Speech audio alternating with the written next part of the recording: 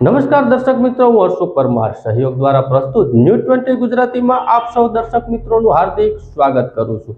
જોઈએ આજના મુખ્ય સમાચારો। જૂનાગઢના વિસાવદર વિધાનસભા મત વિસ્તારની પેટા ચૂંટણીની પૂર્વ તૈયારીની સમીક્ષા કરવામાં આવી। વરસાદની પરિસ્થિતિને ધ્યાનમાં રાખીને ઈવીએમ મશીન સહિત અન્ય ચૂંટણીલક્ષી મટીરીયલને જીપલોક બેંકમાં પેક કરીને મતદાન મથક સુધી લઈ જવામાં આવશે। મુખ્ય નિર્વાચન અધિકારી હારિત શુક્લાએ વિસાવદર વિધાનસભા મત વિસ્તારની પેટા ચૂંટણીની પૂર્વ તૈયારીઓની વિડીયો કોન્ફરન્સના માધ્યમથી સમીક્ષા કરી હતી। જિલ્લા કલેક્ટર અને જિલ્લા ચૂંટણી અધિકારી અનિલકુમાર રાણાવસિયાએ વિસાવદર વિધાનસભા બેઠકની પેટા ચૂંટણી પૂર્વે તૈયારીઓની વિગતે મુખ્ય નિર્વાચન અધિકારીને અવગત કરતા જણાવ્યું હતું કે ચૂંટણી માટે ઈવીએમ વીવીપેટની ચકાસણીએ પૂર્વ કરી દેવામાં આવી છે, તેમજ રેન્ડમાઇઝેશન અને ડિસ્પેન્સન કરવા માટેની પણ જરૂરી આયોજન પૂર્ણ કરી દેવામાં આવ્યું છે। ખાસ વરસાદની પરિસ્થિતિને ધ્યાનમાં રાખીને ઈવીએમ મશીન સહિત અન્ય ચૂંટણીલક્ષી મટીરીયલને જીપલોક બેંકમાં પેક કરીને મતદાન મથક સુધી લઈ જવામાં આવશે। ઉપરાંત મતદાન મથક ખાતે પણ પાણી ન પડે તેની જરૂરિયાત તકેદારી રાખવામાં આવશે। આ માટે મતદાન મથકોને જરૂરી ચેકિંગ પણ કરવામાં આવશે। ઉપરાંત હોમ વોટિંગ, બેલેટ પેપર, મતદાન ચૂંટણીલક્ષી સ્ટેશનરી અને જરૂરી આયોજન પૂર્ણ કરી દેવામાં આવ્યું છે, તેમજ મતદાન બાદ સ્ટ્રોંગ રૂમ ખાતે ઈવીએમ વીવીપેટ રાખવા માટેની યોગ્ય વ્યવસ્થા સહિતની ચૂંટણીલક્ષી પૂર્વ તૈયારીઓની બાબતોને જિલ્લા ચૂંટણી અધિકારીએ મુખ્ય નિર્વાચન અધિકારીને અવગત કરવામાં આવ્યા છે।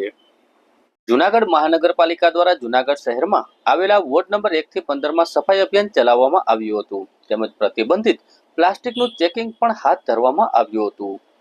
જૂનાગઢ મહાનગરપાલિકા દ્વારા 5 જૂન 2025 વિશ્વ પર્યાવરણ દિવસના ભાગરૂપે વિશ્વ કક્ષાએ પ્લાસ્ટિક પ્રદૂષણનો અંત લાવવા માટે એન્ડિંગ પ્લાસ્ટિક પોલ્યુશન ગ્લોબલી આધારિત પખવાડિયા ઝુંબેશ માટે થીમ વિશ્વ પર્યાવરણ દિવસને અન્વયે જૂનાગઢ મહાનગરપાલિકા કચેરી દ્વારા વિશ્વ પર્યાવરણ દિવસની કેમ્પેન પખવાડિયાનું આયોજન કરવામાં આવ્યું છે, જેમાં મહાનગરપાલિકાના સેનિટેશન શાખા દ્વારા 27/5ના રોજ મહાનગરપાલિકાના કમિશનર ડોક્ટર ઓમ પ્રકાશના માર્ગદર્શન અને નાયબ કમિશનર અયસ જાપડા તેમજ જયેશપી વાંઝા અને આસિસ્ટન્ટ ટેક્સ સુપ્રિન્ટેન્ડન્ટ કલ્પેશભાઈ ટોલિયાની સૂચના મુજબ અને સુપરવાઇઝિંગ રાજુભાઈ ત્રિવેદી, ધર્મેશભાઈ ચુડાસમા, વિનાયક બાપુના સુપરવિઝન હેઠળ શહેરના વોર્ડ નંબર 1 થી 15માં સફાઈ અભિયાન ચલાવવામાં આવ્યું હતું। જૂનાગઢ શહેરના જુદા જુદા વોર્ડ સિંગલ યુઝ પ્લાસ્ટિક ઉપયોગ ન કરવા સમજણ આપવામાં આવી હતી, તેમજ કાપડની થેલીઓનો ઉપયોગ કરવા સૂચનાઓ આપવામાં આવી હતી।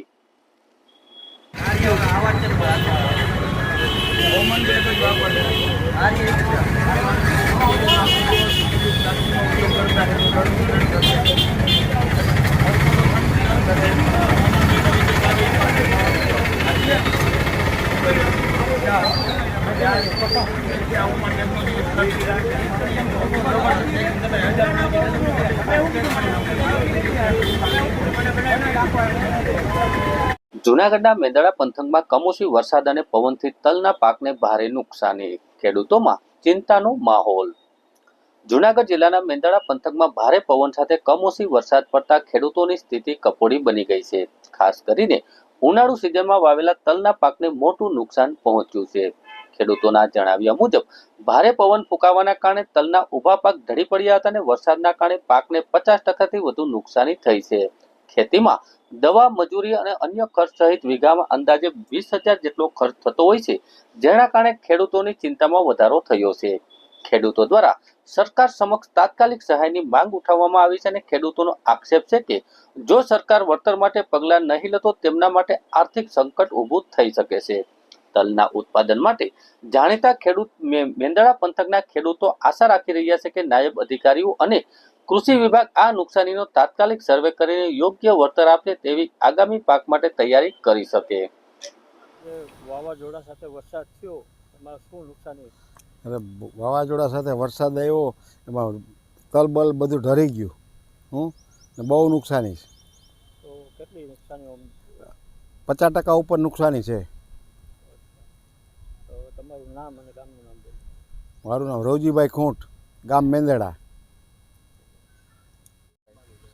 મારું નામ કૌશલ રમેશભાઈ ગોંડલિયા છે, ગામ બગડું। અત્યારે જોતાં એવું લાગે કે આમાંથી 30 થી 35% જેવું હાથમાં આવશે। આ એક તલ નહીં, બધા પાકમાં ડુંગળી, તલ વગેરે પાકમાં અત્યારે બહુ ઝાઝી નુકસાની જોવા મળે છે। સરકારશ્રીને એટલી અપીલ છે કે જેટલું બને એટલું ઝડપથી સર્વે કરવા આવે, જોવે નુકસાની અમારી હાલત જોવે ને પછી બનતા પ્રયત્ન કરે। વાવાઝોડું કેવું હતું, ક્યારે કેટલા વાગે કેવું વાવાઝોડું થયું? વાવાઝોડું અતિ સારું હતું, કારણ કે પતરાને એવું ઉડ્યું હતું ઘણું. પછી એમાં જોવા જઈએ તો ખેતી પાકને બહુ વધારે નુકસાની પડી છે. બધો બગીચા ખરી ગયા છે.